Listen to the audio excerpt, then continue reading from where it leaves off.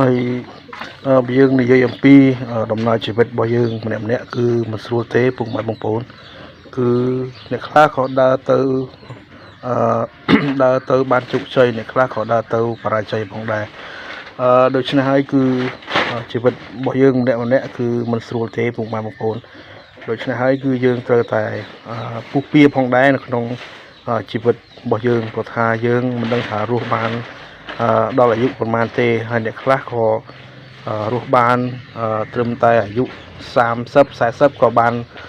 លាចាកលោកនេះទៅផងដែរហើយអ្នកខ្លះក៏រស់បានយូរផងដែរដល់អាយុ100ឆ្នាំ80 90ផងដែរដូច្នេះហើយដំណើរជីវិតរបស់យើងគឺយើងត្រូវតែខំប្រឹងផងដែរសម្រាប់នោះម្នាក់ពុកម៉ែបងប្អូនមិនអាចលេងសើចជាមួយដំណើរជីវិតរបស់យើងបានទេពុកម៉ែបងប្អូនយើងបើសិនជាយើងដើរហត់គឺយើងសម្រាប់បន្តិចតែយើងមិនត្រូវឈប់ទេគឺយើងត្រូវតែដើរទៅមុខជានិច្ចផងដែរដើម្បីព្រោះថាដំណើរជីវិតរបស់យើងគឺត្រូវតែទៅមុខមិនអាចឈប់បានទេយើងដើរទៅរកលើផ្លូវជោគជ័យផងដែរពុកម៉ែបងប្អូនដូច្នេះហើយគឺយើងត្រូវតែមានការខិតខំប្រឹងប្រែងផងដែរនៅក្នុងដំណើរជីវិតរបស់យើងពុកម៉ែបងប្អូនបើខ្ញុំនិយាយពីខ្លួនខ្ញុំវិញគឺខ្ញុំធ្លាប់បរាជ័យ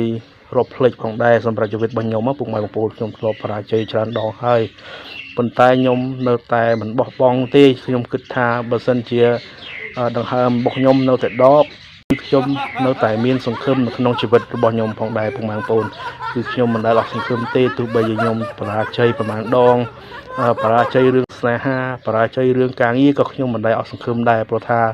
ដង្ហើមរបស់ខ្ញុំគឺនៅតែដកចឹងហើយគឺខ្ញុំនៅតែមានក្តីសង្ឃឹមថាថ្ងៃណាមួយខ្ញុំនឹងអាចធ្វើបានផងដែរពុកម៉ែបងប្អូនដូច្នេះហើយជីវិតរបស់មនុស្សយើងឲ្យតែដង្ហើមយើងនៅដកគឺយើងនៅតែមានក្តីសង្ឃឹមជារៀងរហូតតរៀងទៅផងដែរពុកម៉ែបងប្អូនកុំបាក់ទឹកចិត្តកុំអស់សង្ឃឹមយើងត្រូវតែមានសង្ឃឹមផងដែរពុកម៉ែបងប្អូន